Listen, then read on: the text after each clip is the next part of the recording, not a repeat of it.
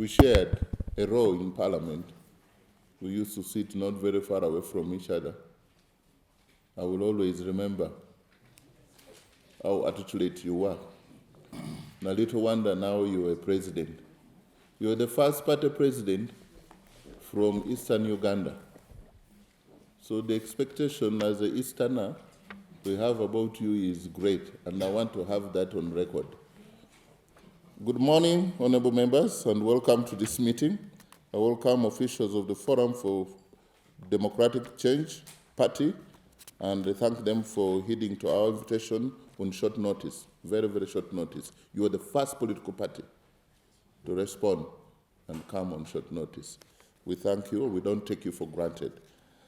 As part of our methodology to consider the statement by the Minister of Justice and Constitutional Affairs on the electoral roadmap, we are going to consult widely with the stakeholders on this matter before we can finally report back to the House. We are here today to receive the views of FDC party on the roadmap released recently as presented by the Minister. Honorable members, you are all aware the Minister of Justice yesterday brought the political parties and organizations' conduct of meetings and elections regulations 2020 to Parliament and was accordingly referred to this committee for perusal and report back in 1 week's time. By Thursday, we have to report. That means that other guests, including the FDC today, when they appear before us, we shall solicit some comments on the regulations so that we can be able to report back. I would request that FDC to share some thoughts, because this just came out yesterday.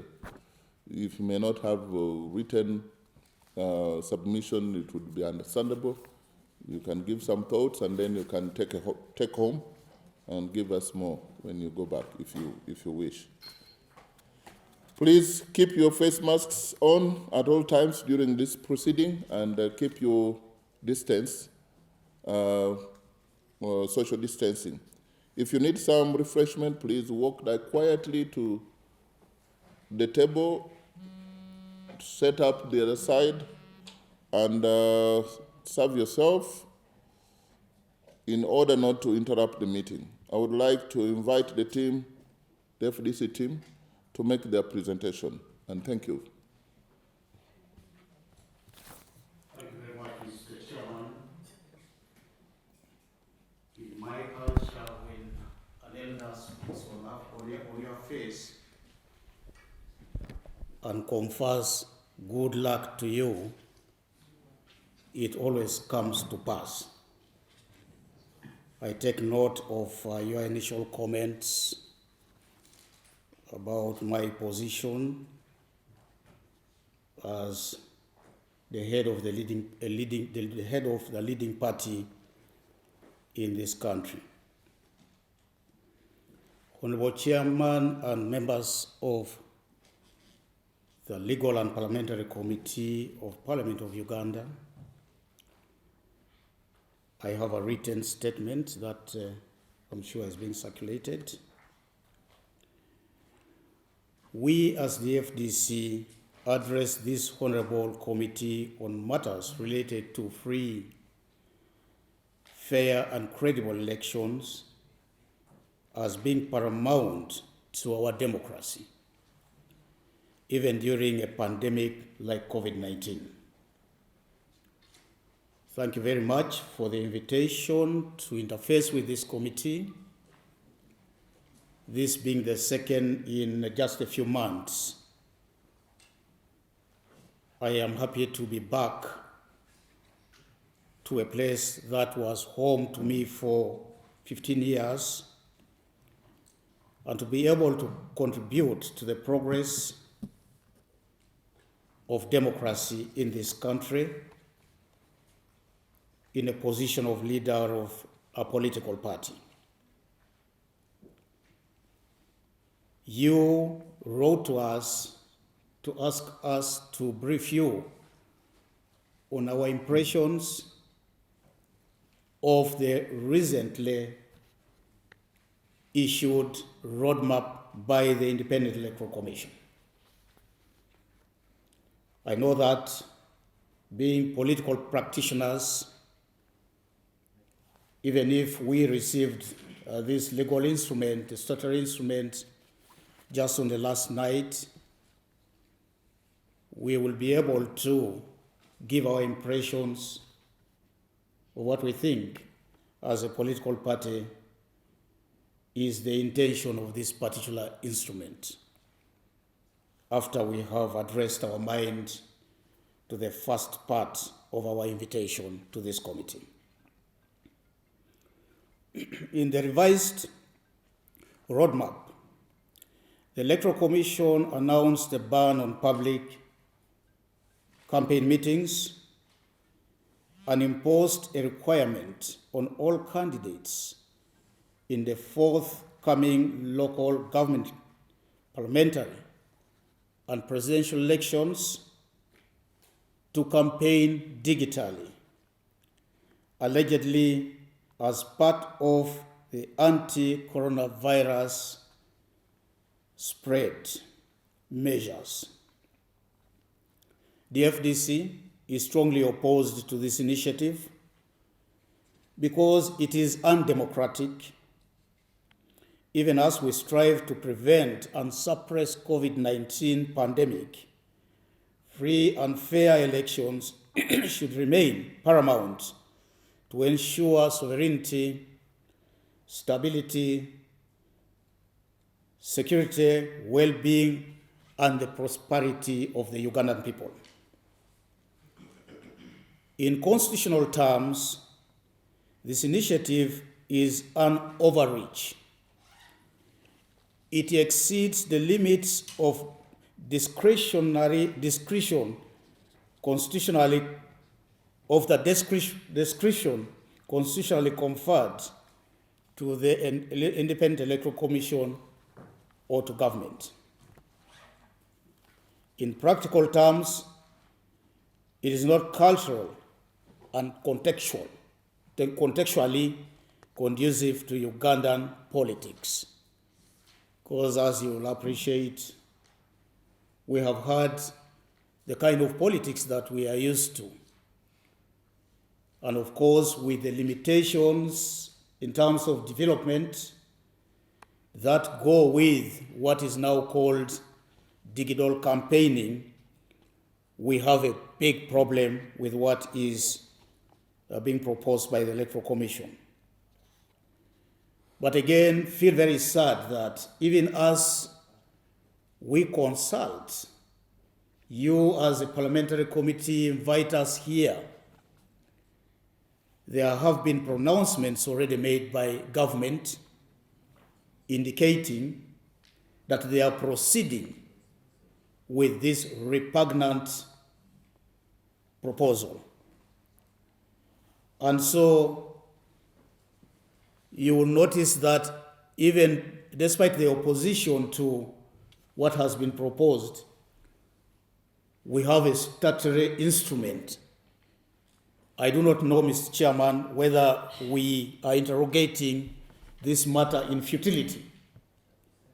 And so you will gain confidence of the public to come here if they have hope or a glimmer of hope that something might change as a result of this interaction.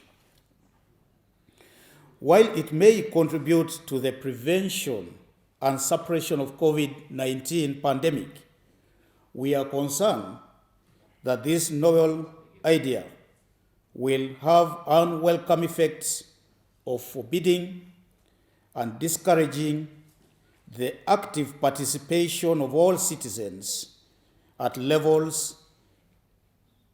all levels in their governance, and is therefore inconsistent with democratic principles as enshrined in paragraph 11.1 of the National Objectives of Directive Principles of State Power and Article 1.4 and 6.1 sub-article A of the Constitution. Further, it will trample excessively on fundamental rights and freedoms enshrined in Article 59(1)(a), which guarantees the right to vote, as read together with Articles 29(1)(a), 29(1)(d), 29(1)(e), and 29(2)(a), which also guarantees freedom of speech, of assembly, peaceful protest, freedom of association, and freedom of movement, respectively. Yet, as many stakeholders have pointed out here, and I am talking from the other side of the parliamentary world and elsewhere, there are less drastic means of averting the pandemic without destroying the pillars of our constitutional democracy. For the sake of brevity, I will not repeat them.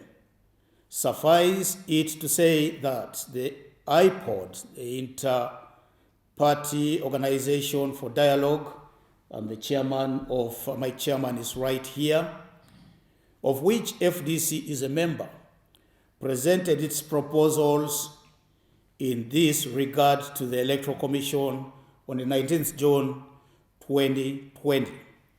And I've provided a copy for your perusal. This is a general cry of the political parties that constitute IPOD, and the NRM, that is the ruling party, is no exception to this. In that document, you will clearly see that we take exception to the provisions that are advanced within the roadmap issued by the Electoral Commission, because it makes it difficult for us to identify flag bearers in our political parties. You might want to know, my dear friends, Mr. Chairman, that in the FDC we've had a practice of presidential flag bearers being elected after traversing the entire state of Uganda, soliciting for votes and popularizing themselves. We then convene a national delegates conference, which numbers up to about 1,200, to elect that one person who would then carry the flag for the presidency of the country. I know that NRM has got a national executive committee of about 30,000.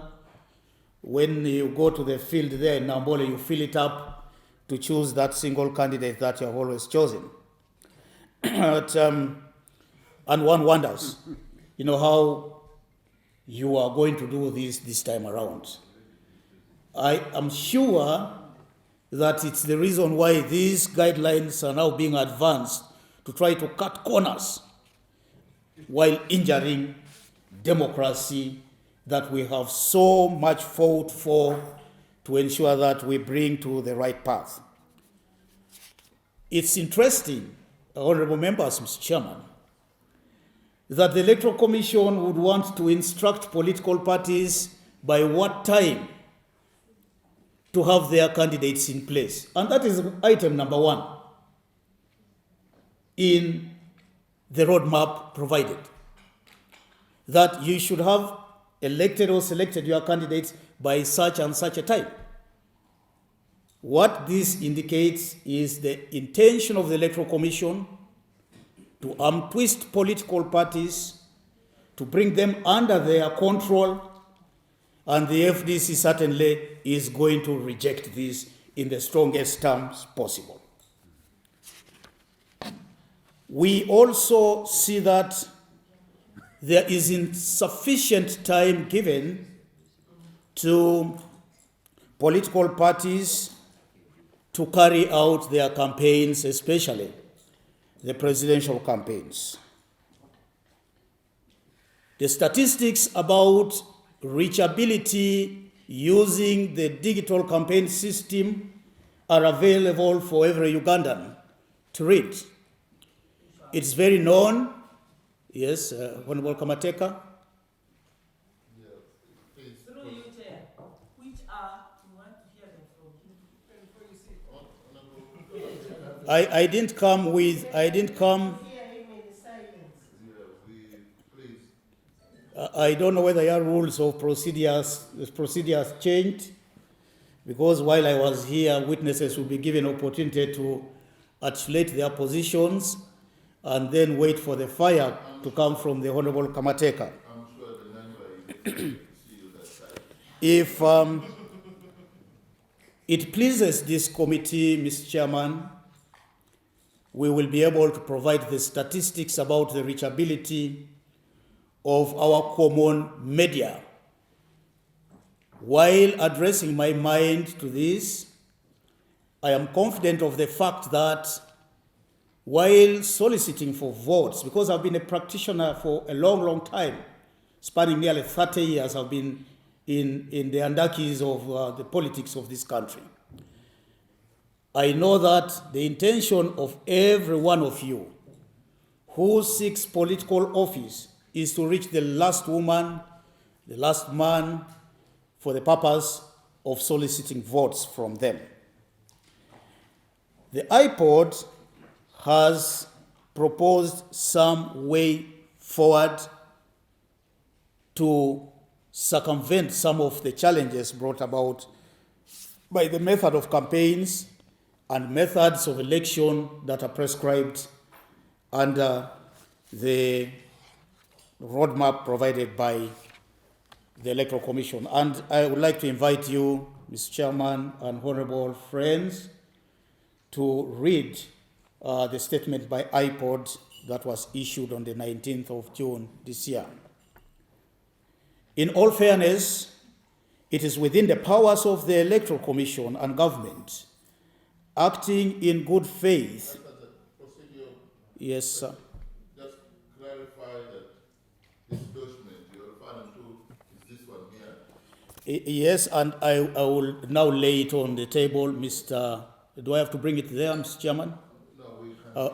Where is the table in this case? The table is the chairman's table.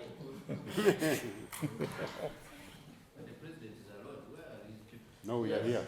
What? It is the president going to lay this on table, and that is a report from... Is the one serving someone? No. Is the president referring to the document? You're a lawyer, counsel, Kajara, you know. It doesn't matter. Yes, just come from the other. He has just come from his constituency Yeah. and is disturbing us. Yeah, I just wanted you to refer this because it's a very important document for us as a committee. And refer is not also signed. So this was just a statement. Yeah, we shall get the chairman of the iPod Council to submit an authenticated copy, and it should get to you by close of business on Tuesday next week. That would be great. Thank you.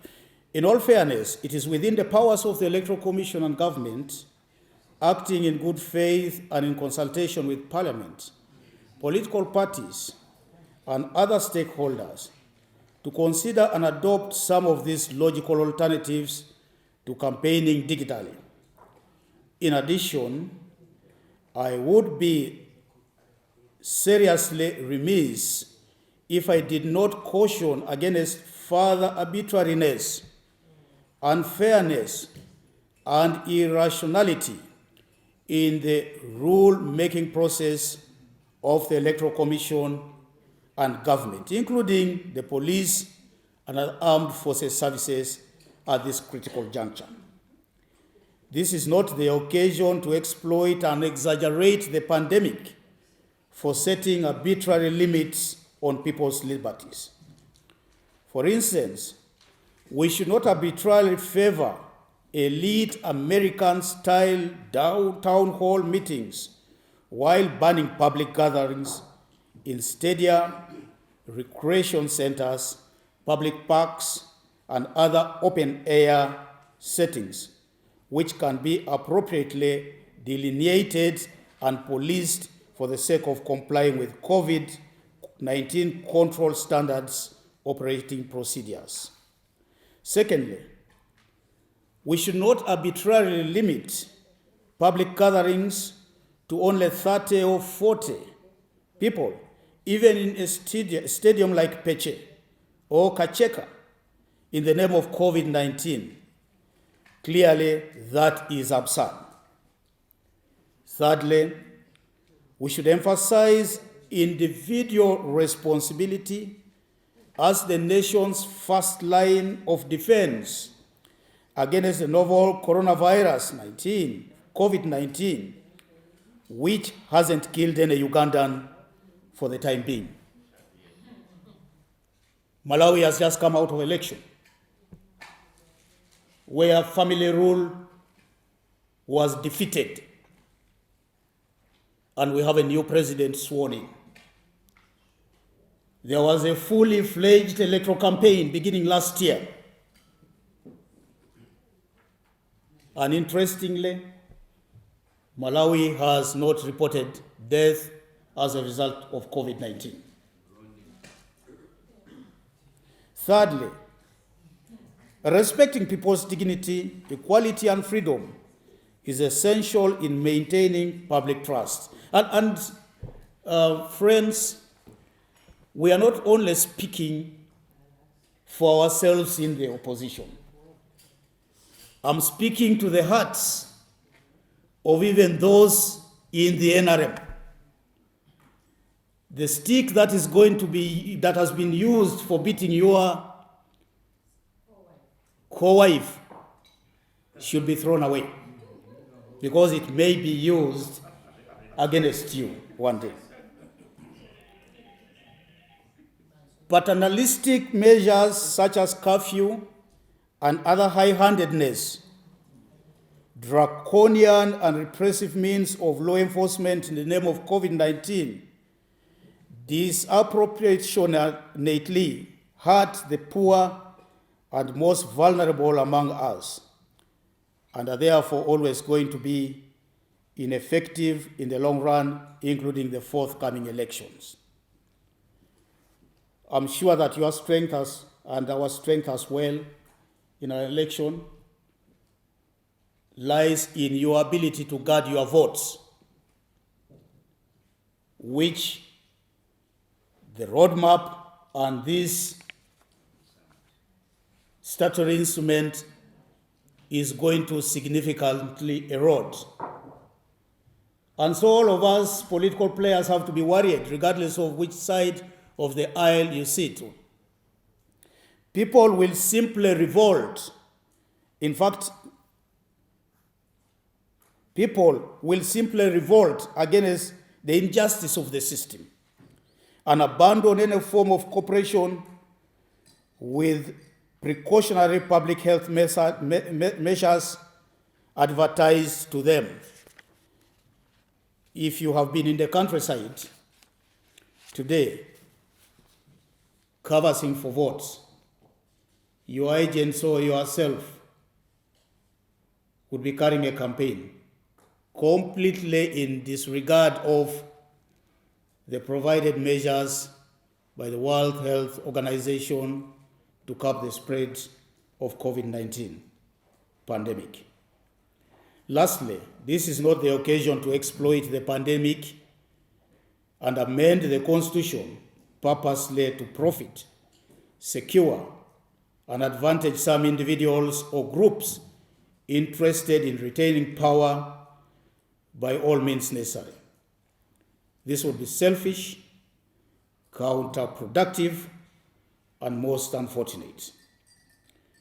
FDC does not support the hastily undertaken constitutional amendments that is merely aimed at rearranging our politics in light of the COVID-19 pandemic. And we are issuing a warning here because this is a very likely possibility.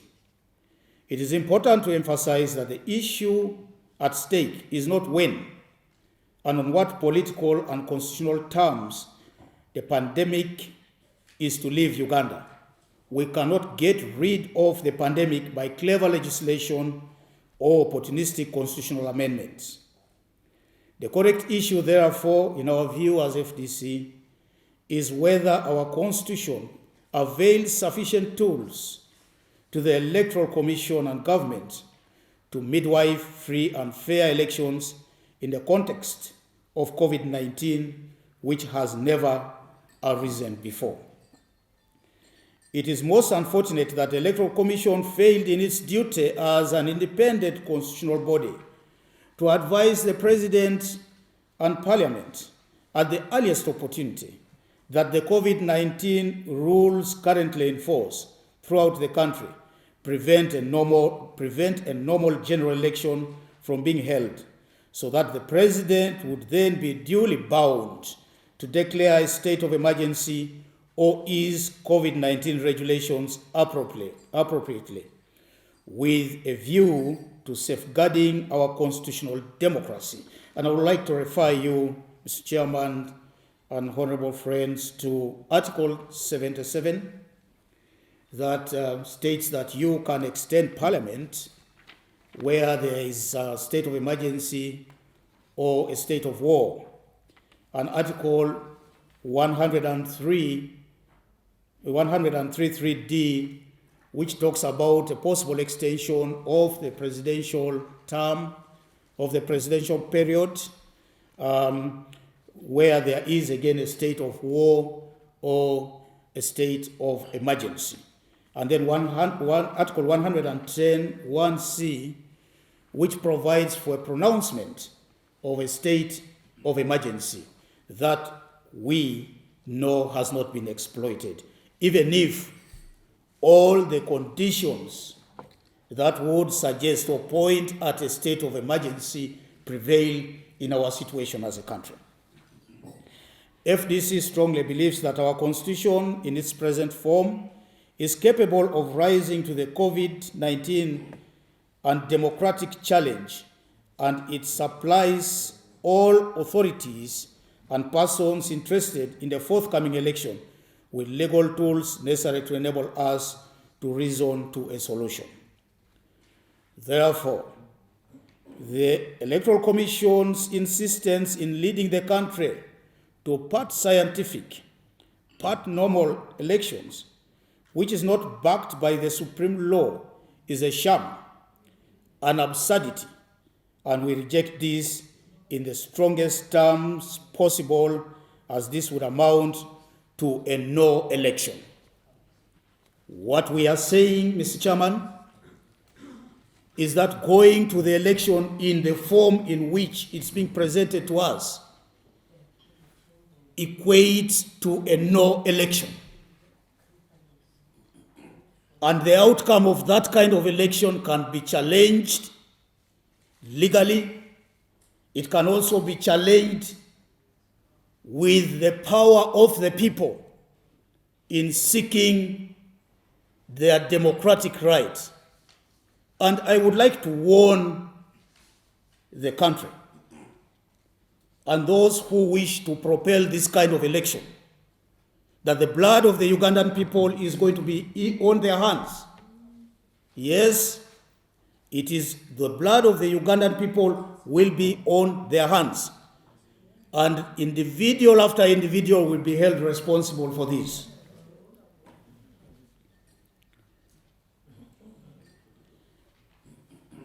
Therefore, besides campaigning digitally, there is genuine fear that at the 11th hour, the EC and the government may further exploit the pandemic to impose on us another aspect of voting digitally within the context of scientific elections, which is not recognized in our constitutional order. The way the rules of the game are being changed today is like the way amoeba changes its shape every minute. And you cannot even know what may follow after this statutory instrument that is being issued today. We've always been talking about the shifting of goalposts in a context that we in the opposition have suffered.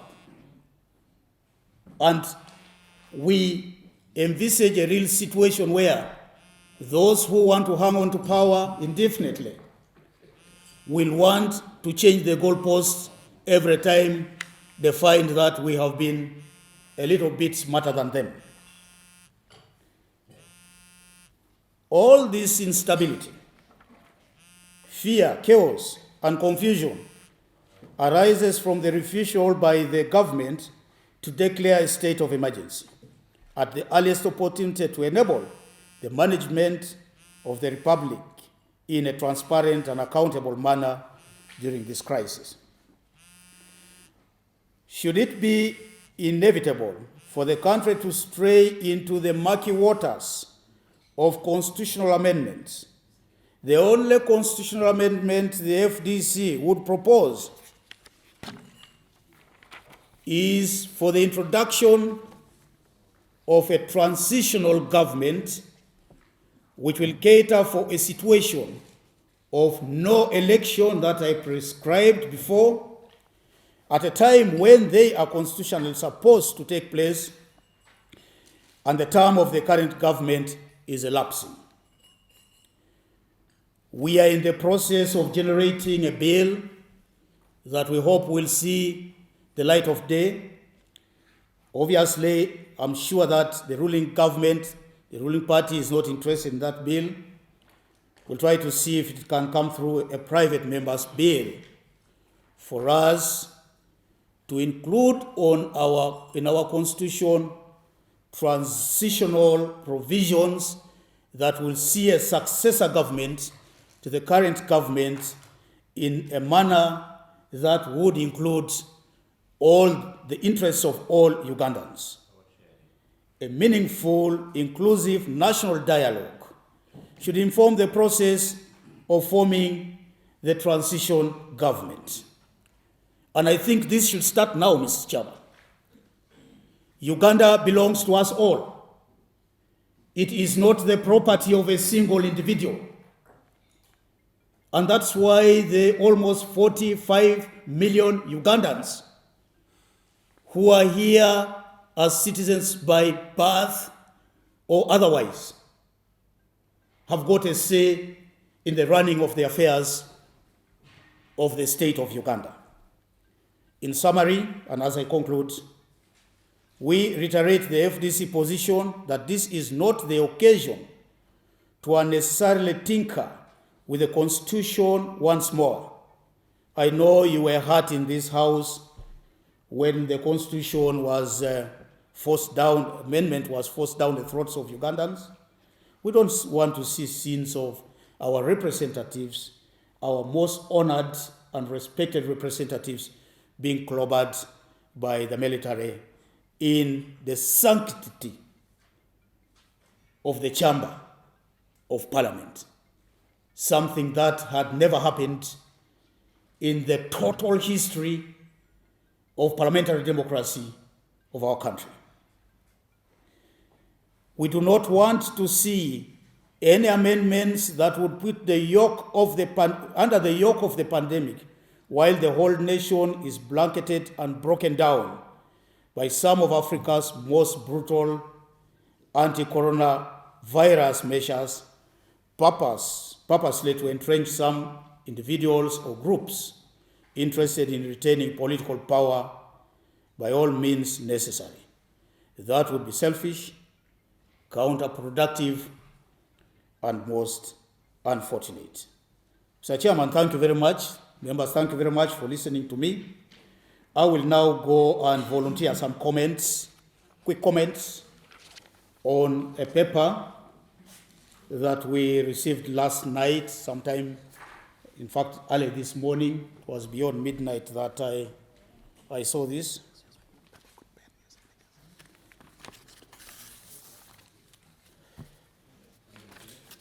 That's okay, let me just. Now, this statutory instrument is being brought to regulate the conduct of elections, conduct of meetings and elections, and all that it's premised on is a very, very low, very, very old Public Health Act. I think it's of the 30s. Shamefully, it is the document that is being paraded for us, where even in that document, there is nothing like the Director General of Health Services in it that is applicable today. And so, in our view as the FDC, this document, that law should have been amended long ago. It is one of the forgotten laws of this country that were brought forward to curtail the freedoms of Ugandans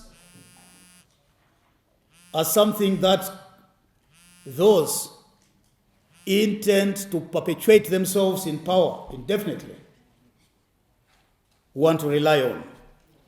And so we think that this is unfair. It's being invoked unfairly to keep us down as political parties, especially those in the opposition. Can we have one meeting? Now, I am not going to comment on the interpretation clause unless otherwise required, in my submission. But as I do this, I want to promise, Mr. Chairman, that we will be bringing written submissions. Can we have access to the document he's commenting on?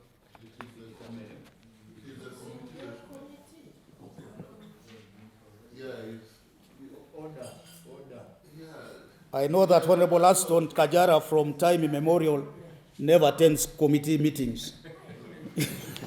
I'm not surprised that he doesn't follow what happens in committees. I know him, he's my friend. But do you know the name of this book? Isn't it Mwenge something? Do you know what where people are drunk all the time.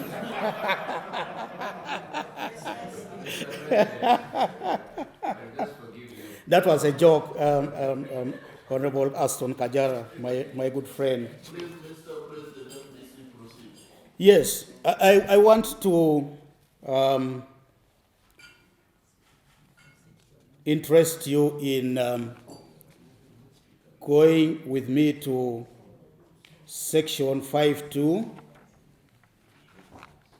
of this statutory instrument of 2020. And I would like to read verbatim, if you'll allow, Mr. Chairman. In accordance with Section 10 of the Act, and notwithstanding any provisions in the Constitution of a political party or organization, a political party may, where acting in accordance with its Constitution, this is not worded well, would contravene the provisions of the Public Health Act and the rules made thereunder for the control of infectious diseases, hold a meeting or an election for members of its executive committee, members of its organs, or sponsored candidates by any of the following means. This instrument seeks to legalize the manner in which political parties would carry out their affairs. And when you run down the list, virtual meetings, violation of people's rights to associate. Actually, the instrument is defeated by the Constitution and the provisions that I spelled out in my submission. Resolution by circulation, whatever this means. We'll need to internalize this. Phased elections in bits. I think the most ridiculous thing that I'm hearing in modern day politics in our country.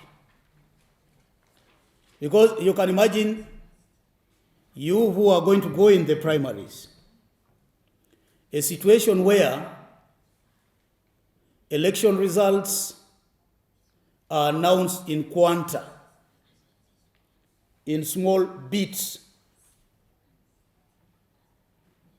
The effect of these on what may be finally announced. I have told you that I have been in this thing for quite a while. And there is always, even in the primaries as much as it happens in the general elections, a tendency for people to alter results depending on the results that are coming out of one corner of an electoral area. It disadvantages a person who has not got the instruments of coercion, the mode or means of rigging an election. Secret ballot, open ballot, lining up behind the candidate of choice. If we are being limited ostensibly because of COVID-19 pandemic in associating, I don't know, Mr. Chairman, how long the line of Honorable Kamateka has to be for the observance of social distance. Because you have 1,000 people turning up in a polling station, and they are expected to line up while observing all the measures issued by the Uganda government, guided by World Health Organization, including social distancing. If it is possible to carry out an election by lining, why then is it not possible to carry out campaigns in the open air of numbers that are beyond 60, of numbers that are beyond 2,000? And again, it defeats all the other aspects of public life today in Uganda for us to think that, people are not in gatherings. Go to Chikubo today, and you will agree with me that Chikubo population mingling and mixing could be beyond the size of 3 average-sized political rallies. So where is this coming from if it's not laced with interests? Elections by an electoral college comprising members of an organ of the political party or organization. Election by an organ of a political party or organization other than designated by the constitution of the political party or organization, whose membership is of a number that can lawfully convene without contravening the provisions of the Public Health Act and the rules made thereunder for the control of infectious diseases. The Electoral Commission is the custodian of constitutions of political parties. It's the information I want to give to you. They know about the processes that we go through as political parties to be able to identify and vote for leaders. This instrument is not alive to the fact that the Electoral Commission knows what we need to do as political parties.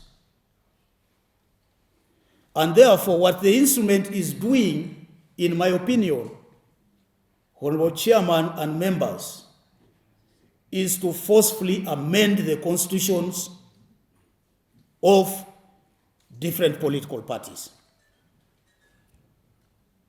Without our authority, the FDC can only amend the constitution of their constitution upon approval by the National Delegates Conference. And for us, we don't see any need to amend the constitution. The constitution is ours. But Professor Ephraim Kamuntu wants to tell us what to do with our party. He doesn't have that liberty.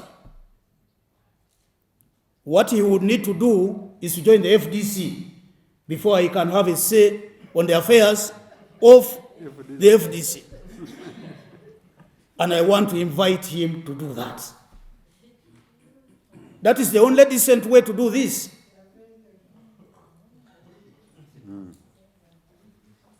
Now, under 3, Section 3,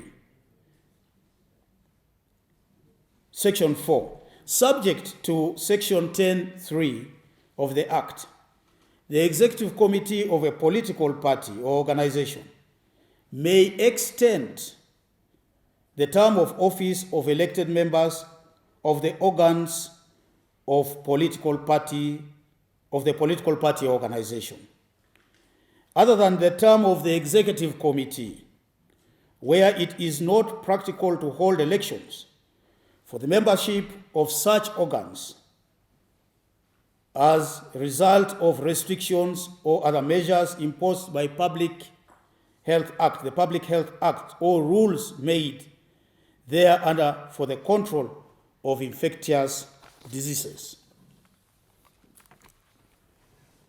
You are saying to us that now the term of office of your office bearers has elapsed. Whether they're effective or not effective,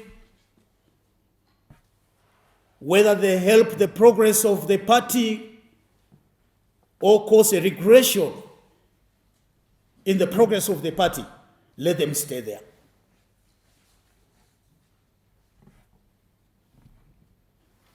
What Professor Kamuntu and government is forcing political parties is for them to keep even those leaders who otherwise would have been in the best interest of the political party to replace. So who is Professor Kamuntu serving?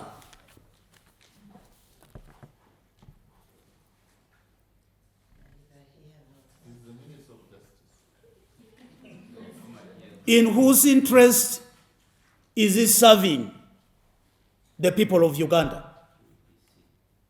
Because I know that he left UPC long ago. But this is repugnant. For us, this is not acceptable. And these restrictions will be defied. I want to say this in broad daylight.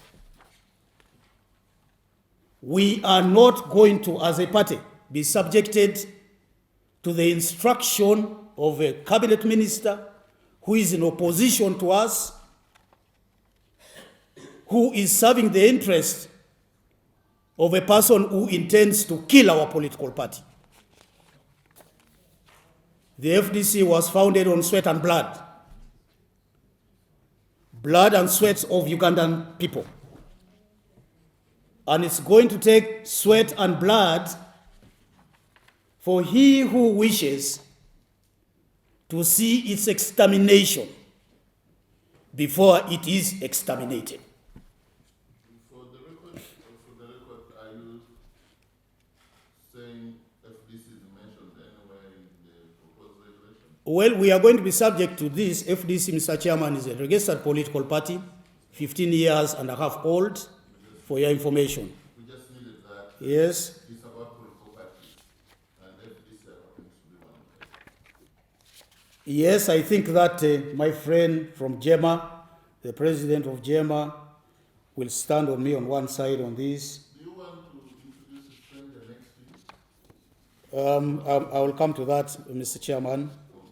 The stranger is a person who does not need introduction in this house, but I will introduce him from our side. The Honorable Nathan Nandala Mafabi, the Secretary General of the FDC and MP for Budadiri West, who should have joined us here earlier, but he was busy with issues related to the party. He's the custodian of almost everything in our party. So he's a very important person, including the money, and also he tells us when and when not to defy. He told us to defy this provision. Now, number 6, and he will be commenting as a lawyer himself in his own right on this instrument after I have rested my case. An election held under these regulations shall be considered valid as if it had been held at a duly convened meeting, convention, or conference organized by a political party or organization under its political party constitution. Effectively amending our constitution without permission.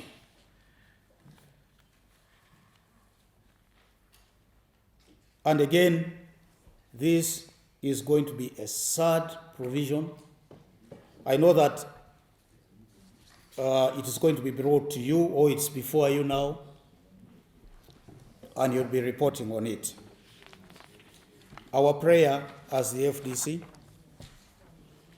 is that if we can't have a normal election, then we are going to have a no election.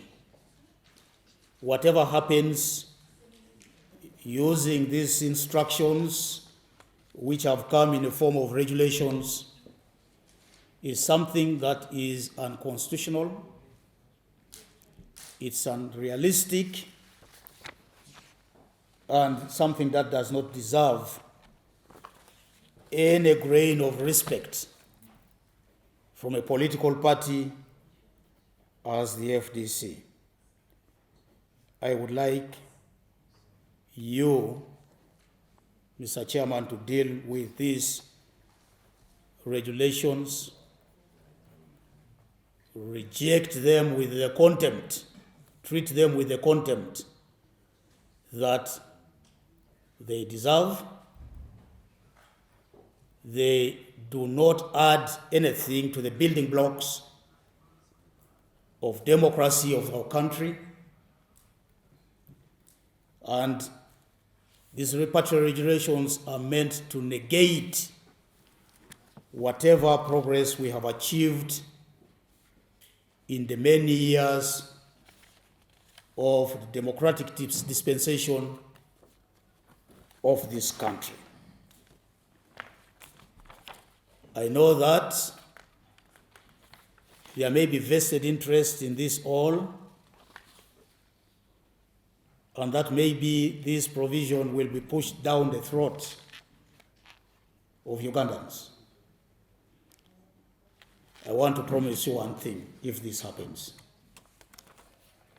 that we will go to the court of public opinion to deal with this.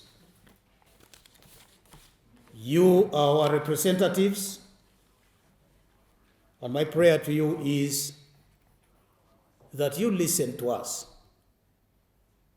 who cannot be able to come and speak for ourselves in this honorable house.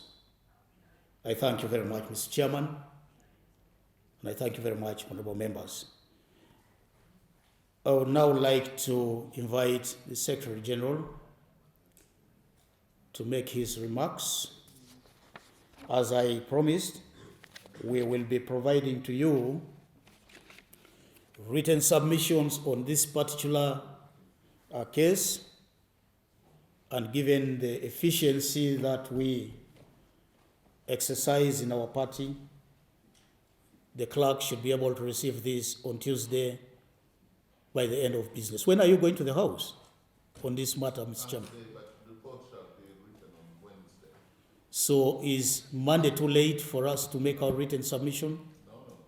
Okay, we will work at it over the weekend and we'll be able to bring forward what I have said and what the Secretary General is going to say on this matter and what we will be considering as a political party as we digest this law that is not good for Uganda. Thank you very much. Thank you. I really want to thank you for responding in a very short notice in this regard. Yes, the Secretary General and also the Chairman of the comparative. And I was going to insist still more, but fine. Go ahead. Proceed, please. Mr. President, first of all, colleagues, as we said, I apologize for coming late. It wasn't my intention. Some work. Because I don't know where we have begun and where we are, I want just to make one small rejoinder. There was a priest who was retiring. And this priest, the parishioners were making a party for him. They made a party for him. Now, usually it is the MPs, LC5s, who come to be guests of what? Honors. So, and they are always not late, but they are delayed. So what happened? This priest had to keep his, we said parishioners a bit engaged. So he started giving them stories. And one of them, he said, when I came to this parish, they told me it was the hardest parish. It had thieves, it had criminals, it's the best, in fact, in the area. And I can tell you the first person who came to confess, he said, I am a murderer, I am a thief, I'm what? So the guest of honor comes. And that was at the MP of the area. And he said, oh, priest, thank you very much for being here for us. But you remember, when you came, I was the first person who came to you to confess my what? My sin. So everybody knew. Kumbe the thief was the... So to avoid making a mistake, I cannot repeat whatever, I don't know, but so I want to just make just two small things. Is it because you would be the thief or your fear to be the thief? Maybe. Yeah, but that's a good story. It is for the committee. Now, Mr. Chairman, recently, we don't want to, we're in multi-party, we don't want to amend the party which were put in the Constitution by just regulations. And for an election to be credible, we need it to be credible.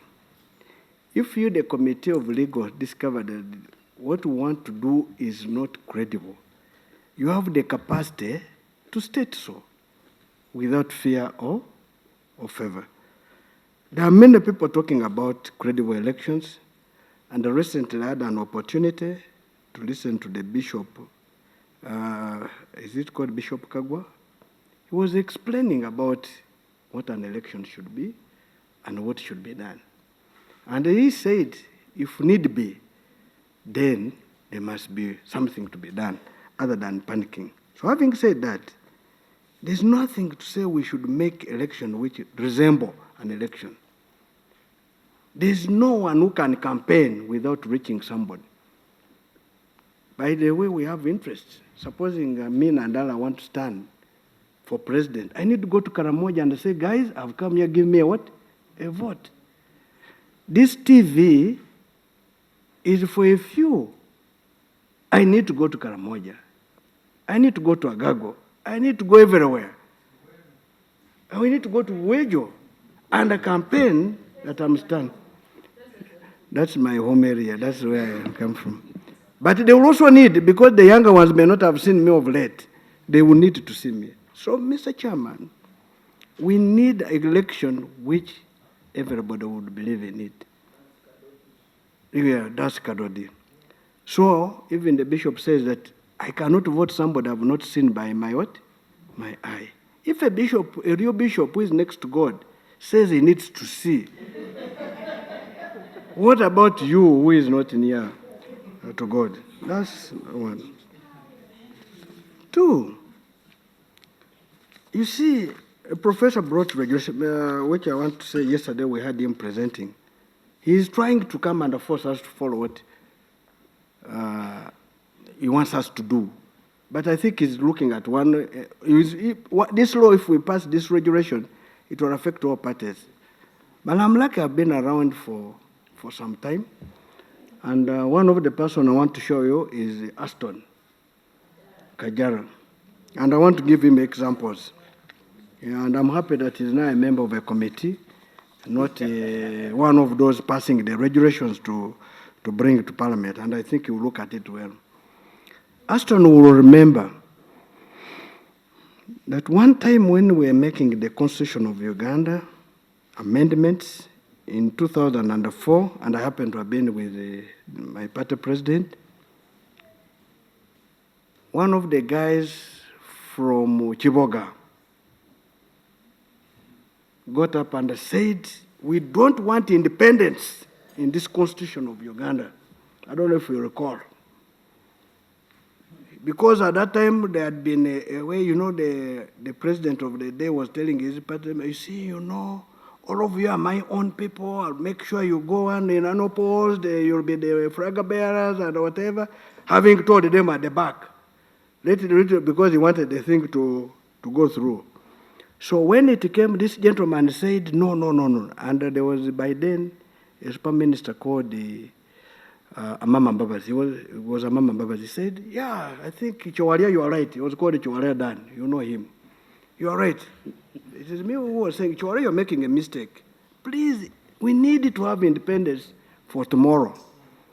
And we will somehow manage to put independence in the what? In the Constitution. So Chowalia goes for primaries with a man called Yere from Tororo. Yere Ofono. Those are the two people I want to refer to. So the first culprit to be headline has lost primaries was Dan Chowarabye. You recall, he has lost what? Then we got to Dan, he said, no man, I have to go independent. Then we asked him a question. If we had removed the independence, would you have a leverage? What I'm trying to put is that. The second one was Yere Ofono. He said, no, we need to cut the term of parliament short. We need quickly to go for these elections and whatever. Yere goes to Tororo. He was even one with not a Ugandan. Down. He has been away for 10 years. He has just come recently. But we even met him and said, if we had cut the term short, he would have suffered for even more longer period. So having said that, colleagues, this law does not affect either FDC or GEMA or whatever.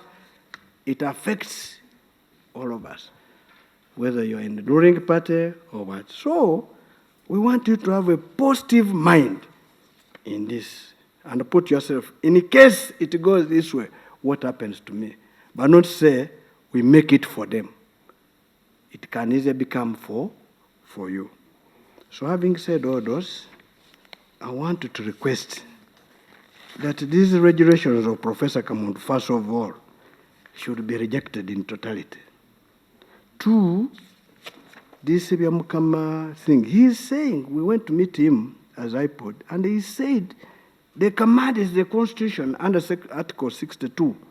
I think that's what he said, 61 or 61. Then we said, and he said, unless you do it, there's nothing I can do. Then we asked him that in that Constitution, where is it written that in case there is a COVID-19, what happens? He said it's not there. So we said, supposing now as it is, where do we put it? He said, unless members of parliament you put it, that's when we can deal with it. So, Mr. Chairman, we request that we should have credible elections and the regulations should not come to manage parties. I thank you. No, I asked. No. He said he is being commanded by Article 61. And I want you right, that's why I love you. You listen very carefully. And he said it is. I love her. That's my Valentine. I paid everything. I paid everything. And the very addition. So he said, I want to repeat it, Aston, that Article 61 commands that he should conduct the election. And the election must be free and what? And fair. But some of us saying that as much as it commands you, is it going to be free and fair, given the fact, the method you're going to say the campaigns will be done? Now, we ask the question, in this constitution, show us what happened if there is COVID-19. I'm just, okay, now if you want to go further to say pandemic, he said it's not there. Now, what do we do in the circumstances? Do you have to remain in the same state when this situation has happened? Is when he left it to us, who may be in Parliament. So that's what I wanted to put. Thank you very much. And now you are before legal committee. I hope you will make proposals. Honorable colleagues, join me in appreciating the FDC party, President and the Secretary General for the presentation.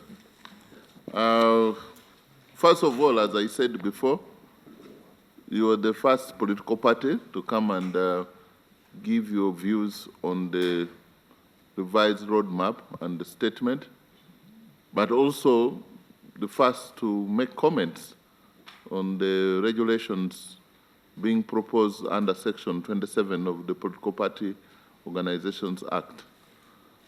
And we really appreciate that you could speak off the cuff and then make those very valuable recommendations. I want now to open to members as they turn their phones in the silent mode.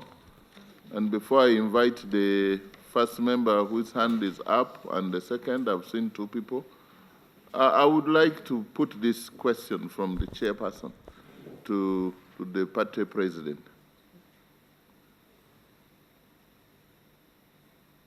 Do you think there is COVID? If the answer is yes, can we have elections the way it's being proposed? From your submission, you've been very, very critical of the mode of campaign, and you made proposals for town hall meetings. Did I get that right?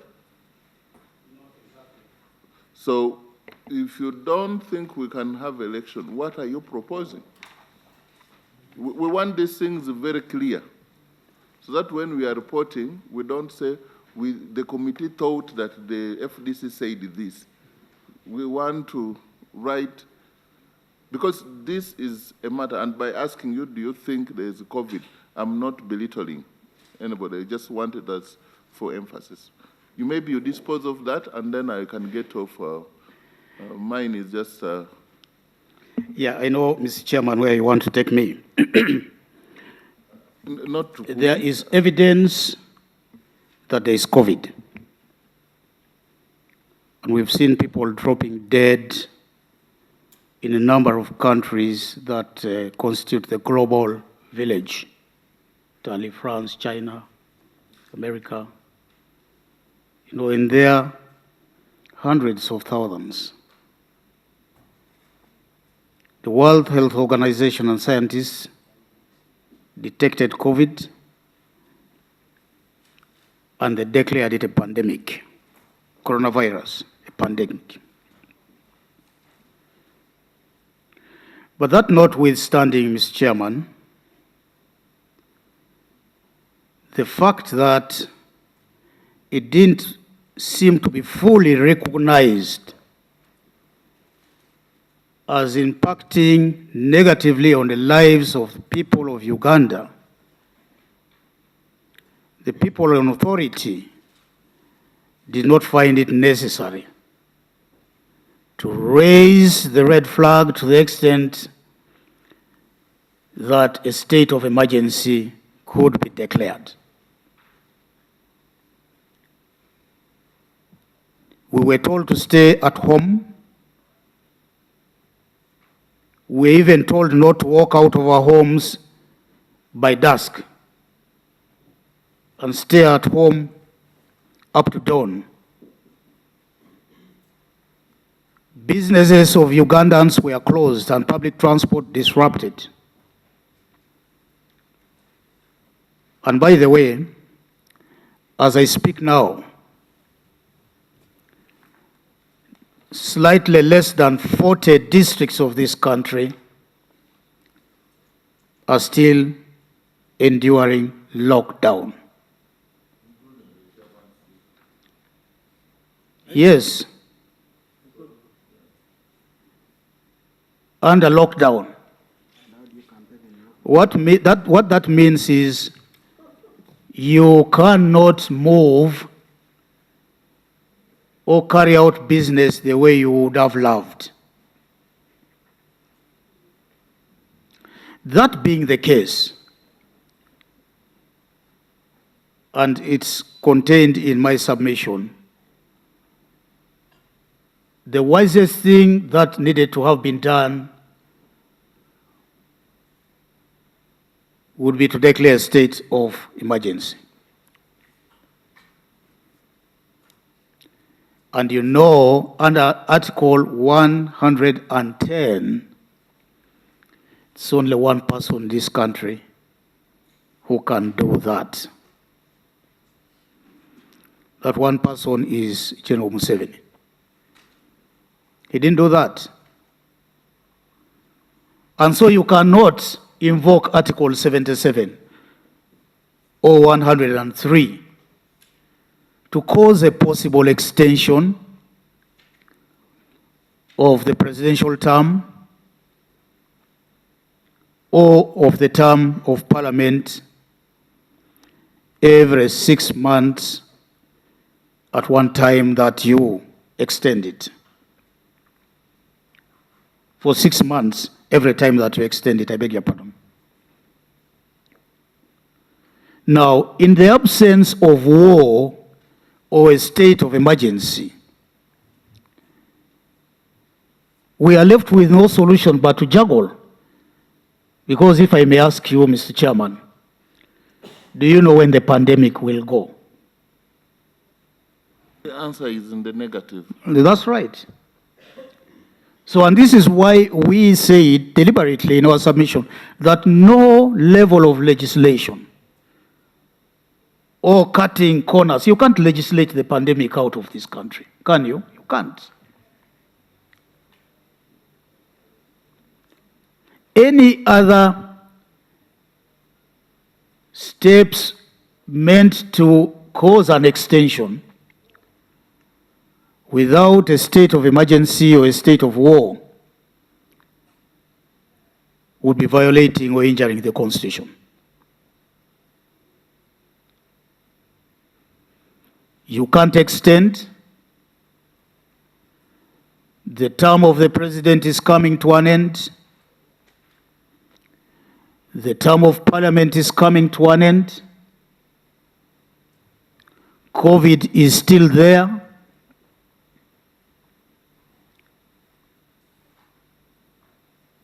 What do you do? And this is why we are advancing a proposal for a transitional government that will bring everybody together. Where is that provided for? It will be a constitutional amendment. But on a Any other constitutional amendment will be constituted as being done by people having a vested interest. I want to remind you, my dear because you friends. just said, just for record, you said you are proposing, no, there should not be cornering or making an amendment. No. Yes. I have said that you have a problem even introducing a proposal for an extension. Because you do not have the conditions that would necessitate, under its current form in the Constitution, you do not have the conditions that would help the pronouncement of an extension of 6 months. And you know your term is coming to an end. The term of office bearer is coming to an end in May next year. Maybe to be more precise, on 12th.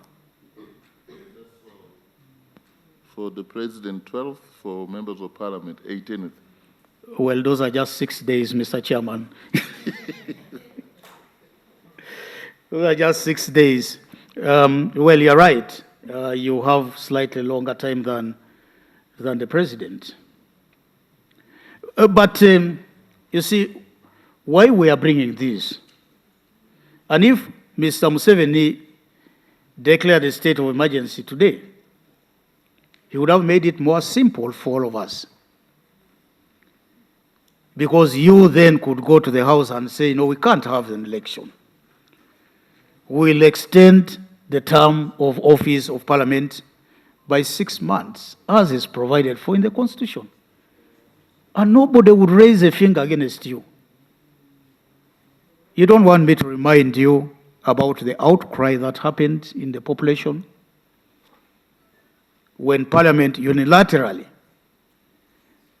attempted to extend their term and the term of president by 2 years. And I think on this, since you are speaking to the committee that processed that bill, I think God used this committee that time to foresee that there would be things like now. But the court also used God to say, you know, you are trampling on the toes of my children, the people of Uganda. I won't allow this to happen. So, all I am saying that whatever proposals you make should not be laced with interests, because you could be misunderstood. And this is why, at an appropriate time, we want to come and deliver to this parliament and to the people of Uganda our proposal for a transition from the current set of administrators to the next set of administrators. And I want to say 4 things that we envisage happening during that transition.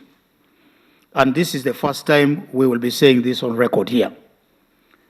Number 1, we think that our country has been so much polarized that we do not see ourselves as Ugandans, but we see us as ourselves as those against us. So we need to have truth-telling, justice, and reconciliation of this nation of Uganda. The second issue is bringing back the institutions of the country to life. Today they are owned by, they are property owners. In fact, they are property, these institutions. And some people in our country can do whatever they want with these institutions. Thirdly, we want to go and look at the Constitution again. The Constitution, unfortunately, has been turned into a piece of paper without much meaning. And then it's envisaged within the transition that there will then be organization of political parties and a free, fair, and credible election. And we will have a new Uganda. That is just a snapshot of what we think would be done within that period. But as I said, we need to dialogue over this as Ugandans and come up with a document that is good for us all. Thank you. I think we appreciate that, and for anybody taking notes, this committee is not in process of processing any bill or any constitutional whatever for extension or otherwise. What we are doing now is drawn from the House. People, many members were concerned about the statement of the minister, and the speaker referred. We didn't ask for this work. These people would be in their constituencies, that we should have a conversation like this and we report back, because election is a public affair. And honestly, this is Honorable Yaguma. You want him? Okay, acting chair of PAC, wonderful. Yes, so honorable members, I think that should be clear. As we process this, it's purely on behalf of the plenary, we are handling this to report back so that the decision will be made based on our recommendations, whether our findings are that, in fact, whether there is a legal regime sufficient to carry out election. If not, what do we propose? So, Honorable Basalroy, you had your hand or you're scratching? Yes. IPOD chairman, the JEMA president general, the only member of parliament from the party of JEMA. And, Mr. Chairman, I thank you. Okay, please go ahead. Mr. Chairman, first of all, I want to associate myself with the statements that have been made with the President of the FDC and the Secretary General of the FDC. I share in totality the views that have been expressed. Are you writing a report or you're just saying that in the passing? Member is not supposed to Mr. show Chairman, the side until...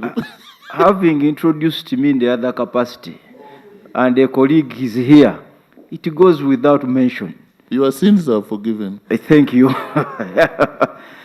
I want to play devil's advocate in two respects. Number one, Mr. President, the Political Parties and Organizations Act, particularly Section 27, gives the Minister for Justice and Constitutional Affairs to make regulations to operationalize some of the provisions in that act. And in the statements of the Minister, and even in this statutory instrument, he makes reference to that authority. In your view, is it that he exercised the authority he did not have, or he exceeded his authority? Just clarification on that, playing devil's advocate.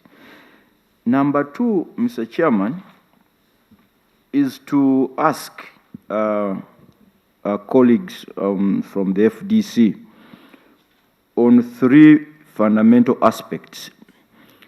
Given the circumstances we find ourselves in, is it your view that we should have our normal traditional election as we have them?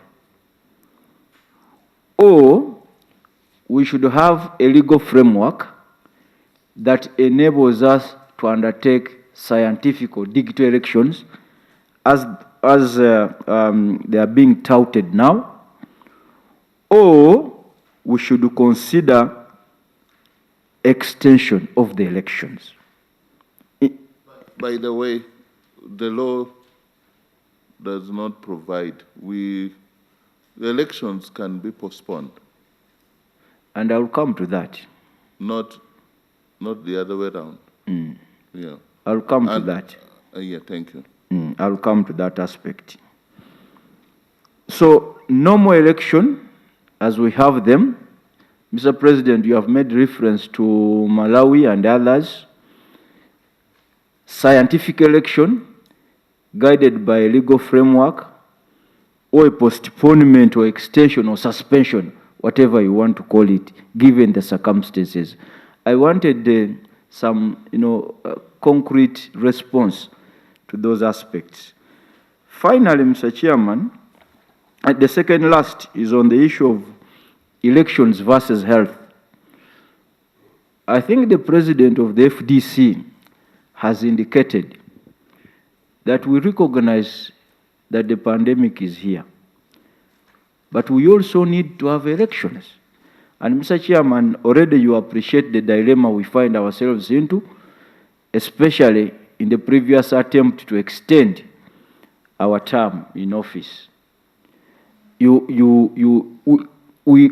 lose the moral authority to even talk about an extension, given our previous experience and attempt in this House. But that notwithstanding, there is a dilemma. The pandemic is here and the elections are here. How do we reconcile the two? Finally, Mr. Chairman, on these regulations, what they seek to do is to say the sake of NRM. I'm just giving an example, considering that Mama Veronica is a senior member in the NRM. What these regulations are saying. Why is NRM more attractive to you than German?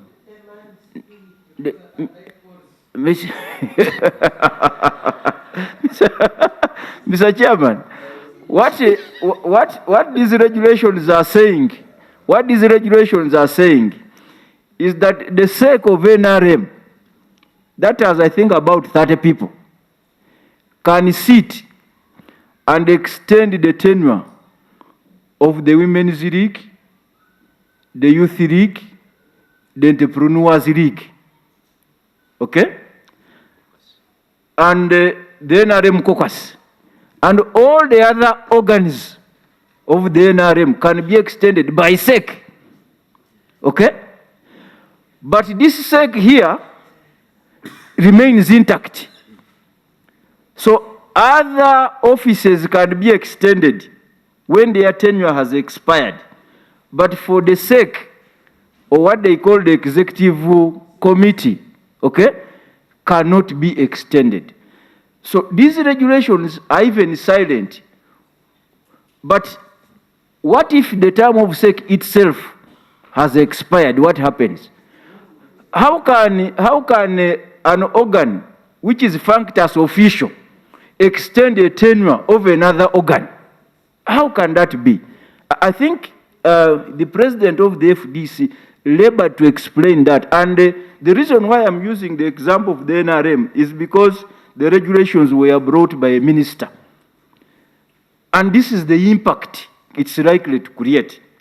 Now, over and above the fact that they contravene, especially Section 10 of the Political Parties Act, Article 71 of the Constitution.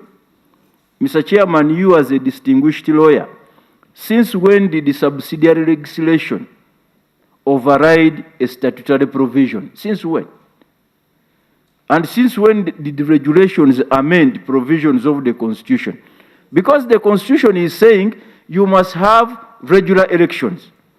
The Act is saying the regularity of those elections should be 5 years. And you are bringing a regulation to say, actually, it can be beyond. This is the biggest contradiction, the biggest travesty in the constitutional history of this country. And that is the dilemma we find ourselves into. Finally, the Secretary General of FDC made reference to the meeting they had with the Electoral Commission. And the chairperson of the Electoral Commission was asking them that there is no COVID in the Constitution. In actual sense, actually, it is not true. The Honorable Nandala Mafabi, the Electoral Commission was here. I think it was Wednesday. We actually indicated to them that in that constitution there is COVID. It could not have been explicitly stated, because you see, a constitution cannot be impregnated with all sorts of statements. But when the constitution talks about public safety, Since you are Musoga, I will forgive you for using the word, yeah. Mr. Chairman, I'm just being figurative. You as a student of literature, you know figurative. I'm sure somebody else wouldn't have used the You know issue. metaphors.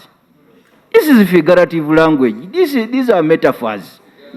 You go ahead. This is a style of speech. Yes, yes.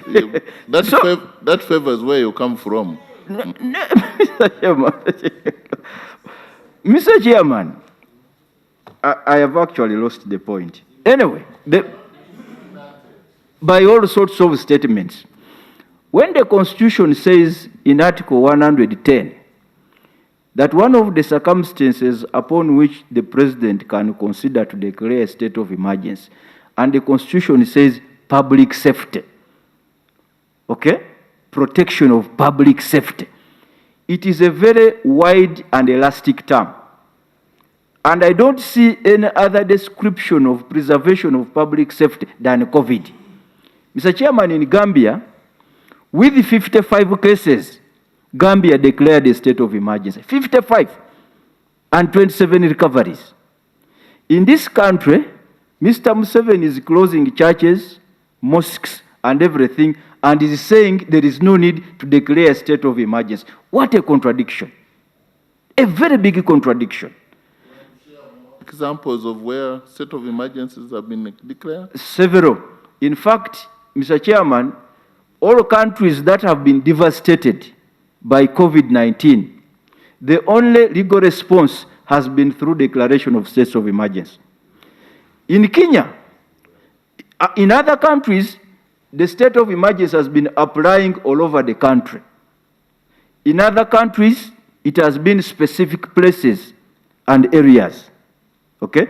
Even in this country, we have had states of emergency applicable to specific geographical areas when we have had either natural disasters or diseases. But if we agree that corona is a challenge, is a pandemic, then up to now I don't understand why Mr. Museveni has not invoked the provisions of Article 110. Whatever we are talking about here would have been solved by that declaration. Then there is this misapplication of the Constitution, that a state of emergency will mean the President handing over power to the Speaker. Mr. Chairman, I have read this Constitution from the first page to the last page. Nowhere does it provide that when there is a state of emergency, the President hands over power to the Speaker. It is not anywhere. Unfortunately, I have had some discussions out there, and I have asked, show us the provisions. They are not there. 77, 110, 103, it is just not there. So I don't know who is propagating this skewed understanding of the Constitution. So I want to reiterate my support to the position adumbrated by the President of the FDC, that the only way of going out of this conundrum... What did you say? The only way of going out of this conundrum is to follow the proposals that have been given. Mr. Chairman, I thank you.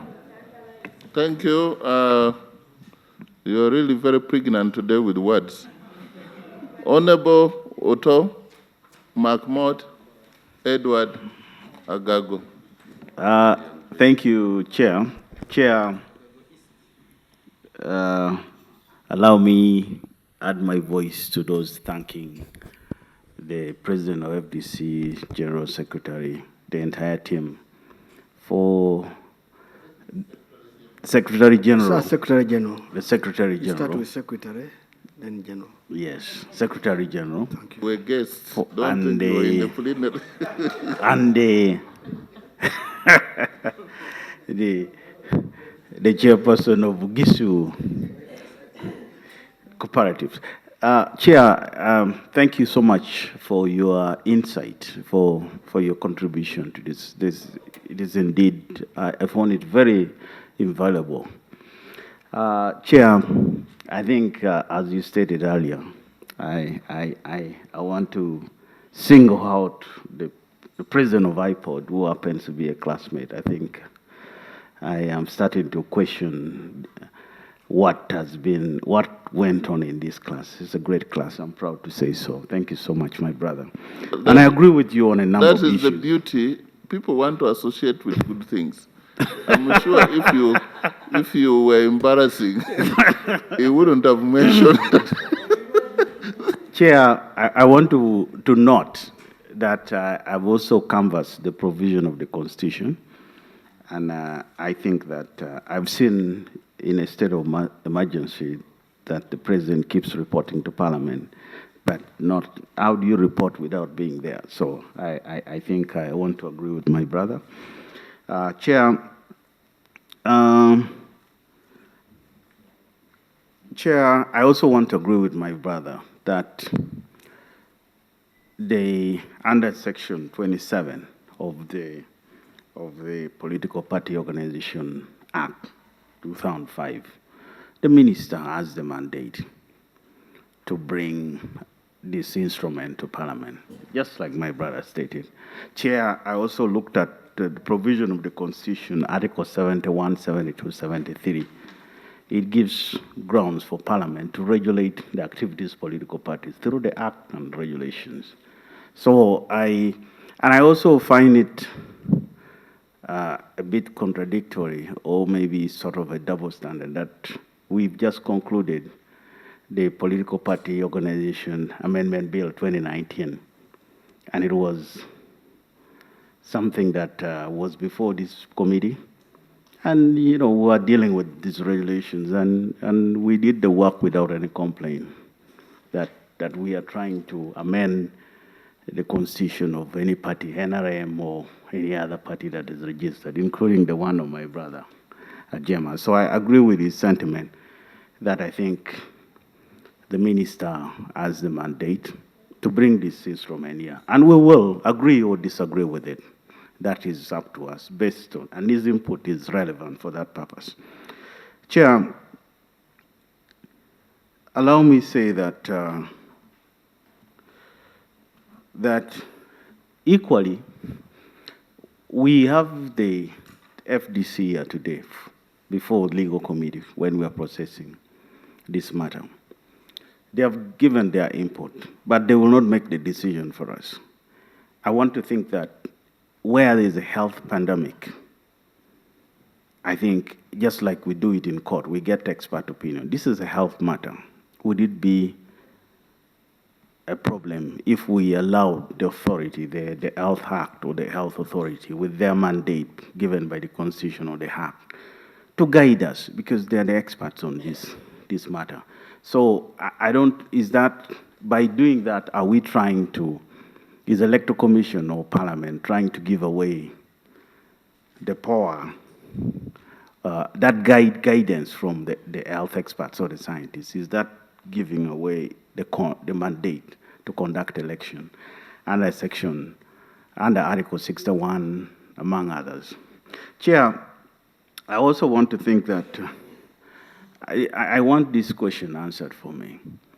That under Article 61 of the Constitution, Electoral Commission is mandated by the Constitution to organize not only parliamentary or local government election, but also the presidential election.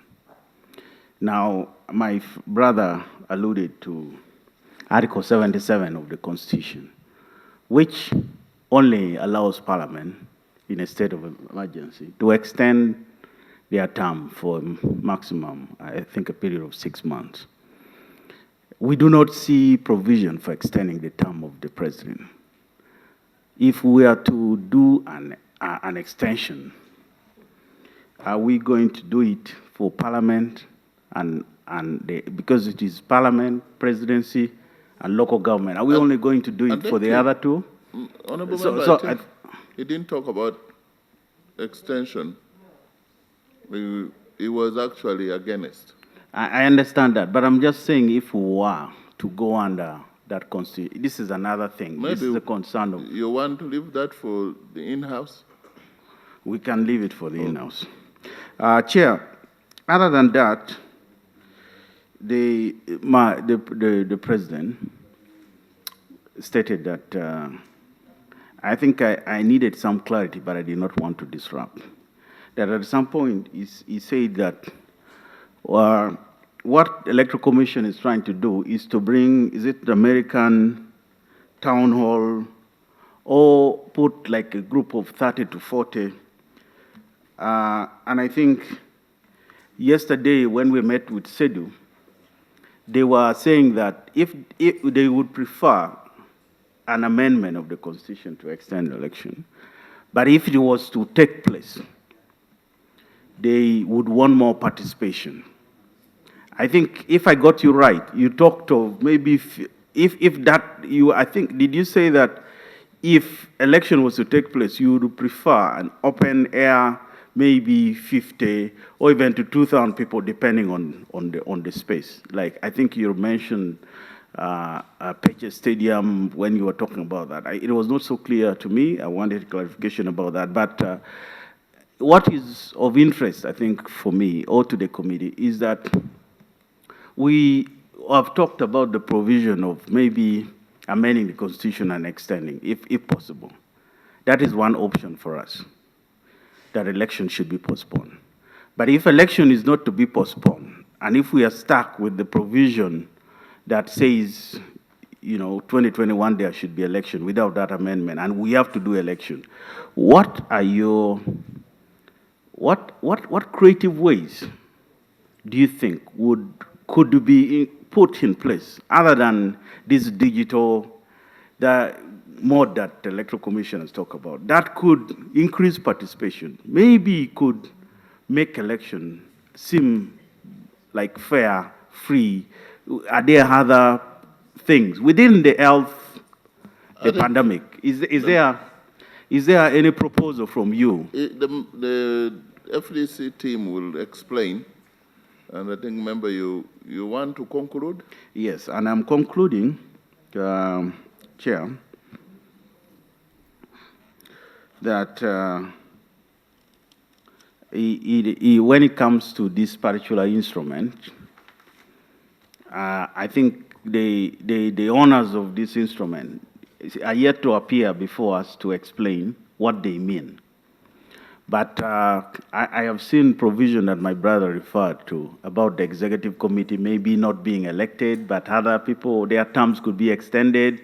There are such provision. It appears to me like they are looking at sort of electoral college. What is your view on electoral college under your, and maybe finally, how have you been doing your primaries? The general import of these regulations is to give effect to having a leeway out, providing a leeway out for political parties who would need to congregate to elect party in big numbers, office bearers, and they cannot be.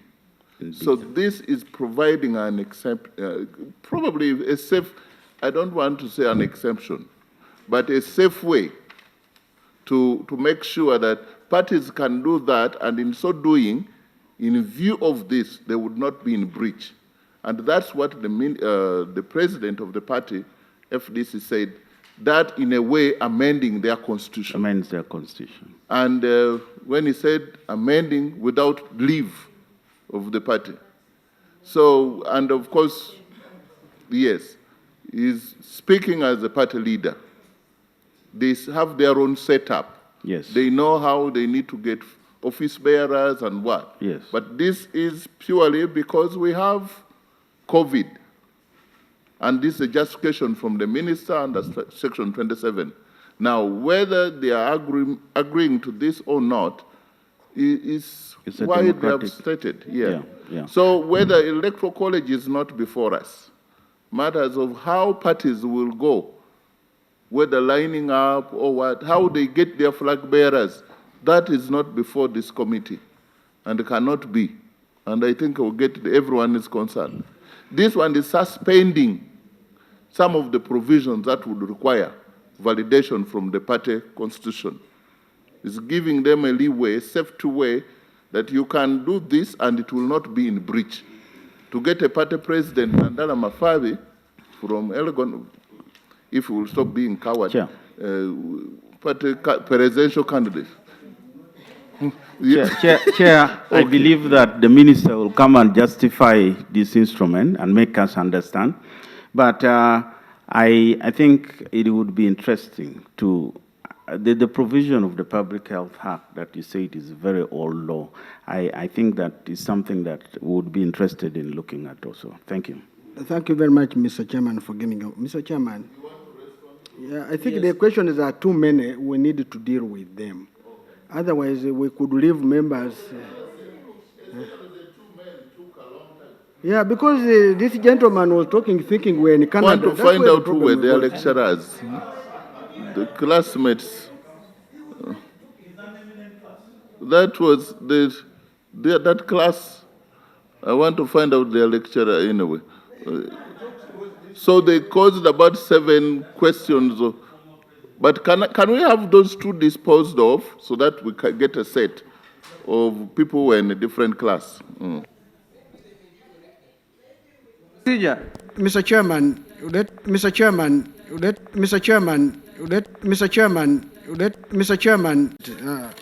don't worry. Mr. Chairman, we're asking the party, my president, but it would be better, you know, to give a small drum first, then the big one. Mr. Chairman, if they have made a law, like now the Political Party Organizations Act, and I've said the minister will make regulations, does not mean that every section in that law is supposed to be regulated. By the regulations are very clear. They will say this, only this, maybe doing this, it will be a regulation. Maybe doing this, it will be a regulation. I'll give an example. The Accountants Act, it is very clear, it says, for purposes of election of a council member, the minister shall make what? Regulation. It is coming clear saying that section 52, there will be a regulation. So, sir, not every section in an act must be regulated. So that's what I wanted to make clear. So the minister cannot regulate and go beyond what it should be. You know, and for you who went to law school, for me, I'm from the mountains and up there. Now, having said all that, Mr. Chairman, now, if a minister is coming to make a regulation, in that law, it is very clear that parties will register to Electoral Commission, and they will register their constitutions. And when you register your constitution is how you operate your activities. Now, in that registration and whatever, does not say that the minister will make a regulation on how party constitutions shall be run. And I think my brother Otto, you better look through the law very well. Yeah, and because you're from Canada, it would be better you understand this in a better way. Mr. Chairman and the members, it's true in the Constitution, pandemic, COVID is there. It's there. And that's why I'm happy my president of the summit, my chairman of the summit has said it. It's public safety. But public safety has so many things. And this public safety here we are now seeing is making some districts, some part of the country say, you can't go there, you can't go in, you can't go out. And I think, Chairman, if you went to Toronto now, we would arrest you. If you came out and if you have gone there, we shall quarantine you for 14 days before you do anything.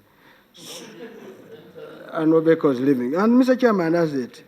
Now, when you are looking at scientific elections, and I think that's where, again, our colleague Goto would have helped us, because he's looking at Canada and Uganda.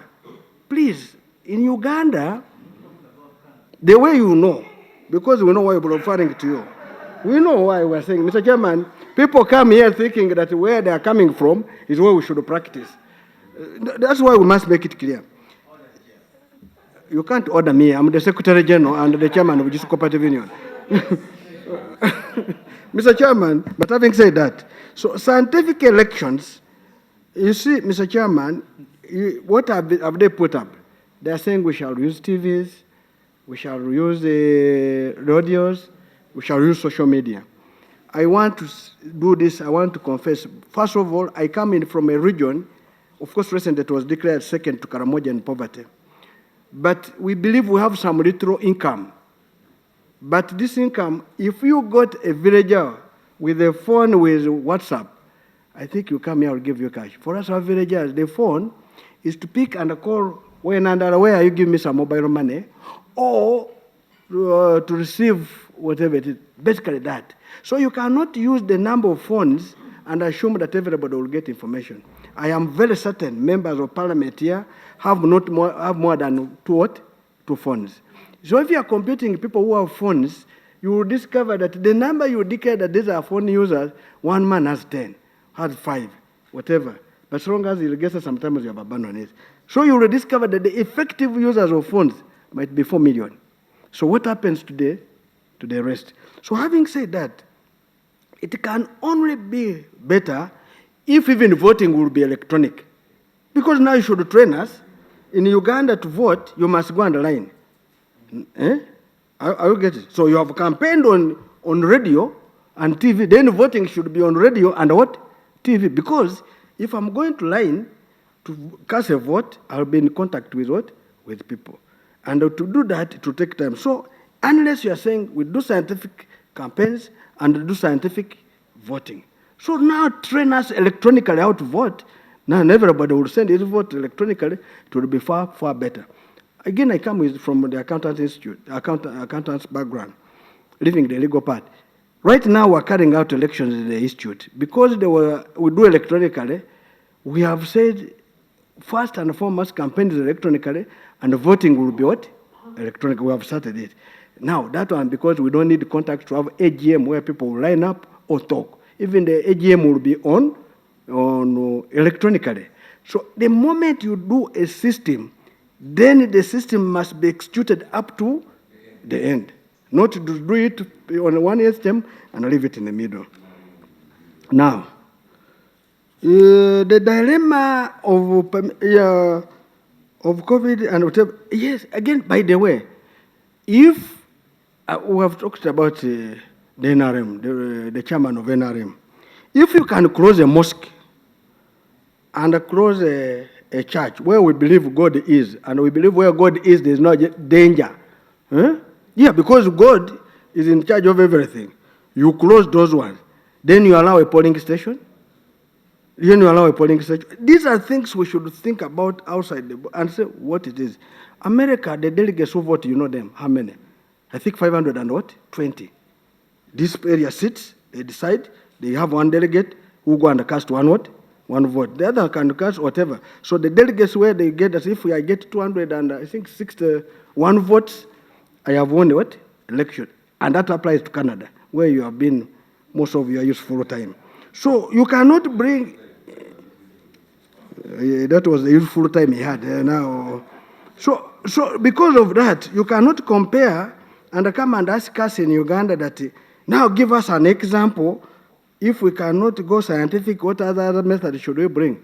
What do you expect us to bring? Do we tell villagers that we have brought another method from God? If we cannot manage scientific, then there's nothing more we can add. And the only one we can maintain is a free and fair where everybody meets the other and discusses and wins. What is, in your view, free and fair in view of the prevailing? Free and fair? Yeah. Well, my party president will answer. That one is very, in the prevailing circumstances, Yes. a free and fair election is If where... we must have election, Exactly. how should we do it? If we must have a free and fair election, I started with myself. You have been saying I'm a coward. I'm not a coward. I am going to Karamoja. Should I go and hide in the room to talk to my brothers, the Karamajongs? I should be there to talk to them. And you see a campaign is won like what? She said, Kadodi, the numbers of people you have can sway others to what? To join. But on TV, if I am standing with Mzee Museveni, he will take the prime time and tell me I should only talk on UBC after midnight when people are what? Asleep. He said you can talk for 4 hours, but the time he has given me, people are what? Asleep. So would that be, yes, he will say I've given you media. So this media is complicated. The other one, a councillor, let us talk about even MPs. How much will you pay if every 1 hour to talk is 1 million? So if you want to talk 100 hours, you need 100 what? Million. Now, how many MPs are competing? Let us give numbers. Woman MP Tororo, there are 6. Constituencies, how many? Let us say there are 5. No, 5. Times how many candidates? 6. That is already 30. That is 30 what? 6. If we all go and book an hour, you need in a day, you need 36 what? Hours. Which lady has 36 hours?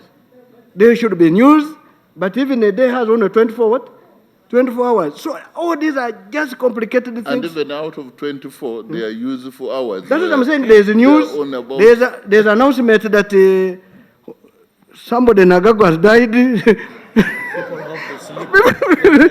And there's sometimes people have to sleep. So all this said and done, it is important that surely the law, the constitution is there, but we need to look in it in detail and understand it. Before you came, the president, your president, party president, said something about town hall meetings, where it can be regulated. You put the hand washing thing, you can say you can have 500 people, especially for presidential, you know. And the other day I should during the meeting, a member. Let me tell you, my brother, Mr. Chairman, I'm not cutting it short. Let me give an example. I go to Malaba. I'm going to have a town meeting in Malaba. I have invited 5 people. Then the Bagiswas were there and the Chapadola said, Nandal is available. They come. Why chase them? And now the police tear gas comes in place. I have missed my meeting, not because I never invited the few, but because the numbers wanted to see what is happening. I can tell even town halls will be a venue for war, because it will depend the candidate who has come. Of course, there are candidates who can go there and in the town hall and sit, and even the people they invited, all of them may not come. But the candidates... You mean presidential candidates? Whatever. You have never had some getting less than 500,000 across the entire country? Actually, I know of one who got less than 60,000. No, Abed Wanika has never got 100,000 in his life. Even the Uganda population is more than that. That shows him himself having at home, he cannot get enough. So that one, those are some examples. So, Mr. Chairman, I wanted to conclude like this so that I give my... Now, Mr. Chairman, the Central Executive Committee, the regulations which are coming are basically from a minister of the ruling party. And yes, the law is. And the complication they're having is because they want to bring and regulate their primaries and the party, whatever the case. But having said that, I'm very sure that my chairman of IPOD has mentioned it very well. He said the executive is not touched. Now, who touches it? There must be a law to touch it. Now, you cannot regulate a law for others and not for yourself. Even primaries will need people. Even what? So, I want to say in a nutshell that if COVID is a serious issue, which is not, he has said public safety. But public safety, there are so many different public safeties. There are those public safeties whereby even you can run away from your wife. So if it's a public safety where you can run away from that is one thing you can think about. We must think about it. So if it's that nature, how do we handle it? So we must be very careful. I thank you, Mr. Chairman. Yes, Mr. thank Chairman, you, Secretary General. Yes, Mr. Secretary President. General has responded to most of the questions, but I will just say one or two things.